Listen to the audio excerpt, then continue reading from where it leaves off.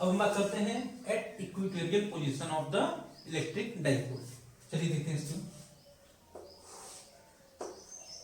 ये हमारा negative charge और ये हमारा क्या हो गया, पॉजिटिव चार्ज। ठीक है, अब हमने क्या बताया था, इक्वेटोरियल पोजीशन क्या होता है हमारा, कि जो दो चार्जेस रखे हुए हैं इस तरीके से दो चार्जेस, जो उसका परपेंडिकुलर बाइसेक्टर होगा उसे किसी भी पॉइंट पे हमको जब निकालेंगे तो वही क्या कहलाएगा हमारा, at equatorial position of the electric dipole. तो हमने क्या मान लिया कि भाई ये एंगल वाला बाइसेक्टर है, मतलब कि ये परपेंडिकुलर बाइसेक्टर है। ठीक है, अब हमने ये पॉइंट हमने क्या मान लिया, P, ये भी हमने ये पॉइंट हमने पे लिया है। ठीक है, अब इसके मिड पॉइंट से, ये क्या हमारा मिड पॉइंट होगा, उसके मिड पॉइंट से हमने r डिस्टेंस पे एक पॉइंट लिया है P, और उसी पॉइंट P पे हमको बताना है मैग्नेटिक फील्ड उस इलेक्ट्रिक डाइपोल के कारण। ठीक है, चलिए देखते हैं। अगर देखो ये क्या हमारा परपेंडिकुलर, अगर ये थीटा है तो ये भी थीटा होगा, क्योंकि साइड्स क्या होंगे हमारे, ये साइड कितना होगा उतना साइड ये होगा। ठीक है, अब हम देखते हैं कि अगर ये पॉजिटिव चार्ज है तो हमको पता है कि पॉजिटिव चार्ज के जो इलेक्ट्रिक फील्ड होता है उस चार्ज से दूर जाता है, मतलब अवे फ्रॉम दैट चार्ज। ठीक है, ये पॉजिटिव चार्ज के कारण इस पॉइंट पे हमको निकालेंगे तो इलेक्ट्रिक फील्ड किधर जाएगा हमारा, हमने इसको मान लिया ई पॉजिटिव। ठीक है, अब इस पे हम निकालेंगे तो क्या आएगा हमारा, उधर तरफ आएगा, मतलब उस चार्ज, उस नेगेटिव चार्ज के तरफ आएगा ना, मतलब टुवर्ड्स दैट नेगेटिव चार्ज, और ये क्या हमारा पॉजिटिव चार्ज हो गया। ठीक है, अब हम देखते हैं इस तरीके से कि अगर ये थीटा है तो ये भी थीटा होगा, अगर ये थीटा है तो ये भी थीटा होगा। ठीक है, तो जो हमारा ई पॉजिटिव है, मतलब electric field due to positive charge, उसका एक कंपोनेंट आएगा हॉरिजॉन्टल में, और electric field due to negative charge उसका भी एक कंपोनेंट आएगा किधर, हॉरिजॉन्टल में। तो दोनों का, जैसे कि अगर हमने इसका माना तो इसका एक कंपोनेंट आएगा कौन सा, ई पॉजिटिव कॉस थीटा, और इस ई वाले नेगेटिव का भी आएगा ई नेगेटिव कॉस थीटा। इसको हम इधर बना देते हैं तो और अच्छे समझ में आएगा। इस तरीके से ये हमारा क्या हो जाएगा, ई पॉजिटिव, और ये क्या हो जाएगा, ई नेगेटिव। अगर ये थीटा है तो ये भी तो थीटा ही होगा ना। ठीक है, तो ये इस तरीके से, अगर इसका एक कंपोनेंट आएगा ई पॉजिटिव कॉस थीटा, और फिर इधर आएगा ये ई नेगेटिव कॉस थीटा, तो जो नेट आएगा इलेक्ट्रिक फील्ड, जो नेट इलेक्ट्रिक फील्ड होगा क्या, वो कितना आ जाएगा, 2e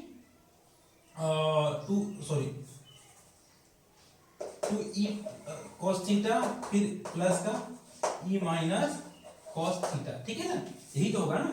अब आप यहां पर ये देखिए ना कि जो e पॉजिटिव और e नेगेटिव का मैग्नीट्यूड क्या होगा, सेम होगा। ऐसा क्यों, क्योंकि देखो मैग्नीट्यूड तो दोनों चार्ज का क्या है, सेम है, और उन चार्ज से जो उस पॉइंट का जो डिस्टेंस है वो भी क्या है, सेम है। तो इसका मतलब क्या हुआ कि जो ई पॉजिटिव की जो वैल्यू होगी वही किसके बराबर होगा, ई नेगेटिव के बराबर होगा। तो इसको हमने क्या मान लिया, ई मान लिया, हमने क्या मान लिया, ई। तो हम इसको क्या कर सकते हैं, ई, ये ई नेगेटिव है ना, ठीक है, तो हम क्या लिख सकते हैं इसको, 2 times of E cos of theta लिख सकते हैं, नहीं लिख सकते हैं। ठीक है, और यहाँ पे E positive equal to E negative, और हमने क्या लिया है इसको बराबर ई के, तो उसकी वैल्यू कितनी जाएगी, के क्यू अपॉन, अब यहां से ये एल है, ये एल है, तो ये कितना आ जाएगा, R square plus L square, क्योंकि ये हाइपोटेनस हो जाएगा, ये बेस, ये परपेंडिकुलर, तो ये हाइपोटेनस कितना आ जाएगा, R square plus L square का, R square plus L square का रूट हो जाएगा। तो इसका हम स्क्वायर करेंगे तो क्या हो जाएगा हमारा, R square plus L square हो जाएगा। अब हम उसकी वैल्यू यहाँ पे पुट कर देंगे तो क्या हो जाएगा हमारा, यहाँ से जो ई नेट है 2e, ई की वैल्यू कितनी हो रही है, K Q upon R square L square. अब यहाँ पे cos थीटा की वैल्यू लिखनी है, तो cos थीटा क्या आ जाएगा हमारा, बेस अपॉन हाइपोटेनस, तो बेस कितना है l, हाइपोटेनस कितना है आर स्क्वायर, एल स्क्वायर के पावर कितना आ जाएगा, ये हाफ हो जाएगा। क्योंकि रूट के अंदर है ना ये जो जितना ये वाला होगा क्वांटिटी उतना ही ये वाला, ठीक है। तो इस तरीके से हो गया, यहां से इतना जाएगा।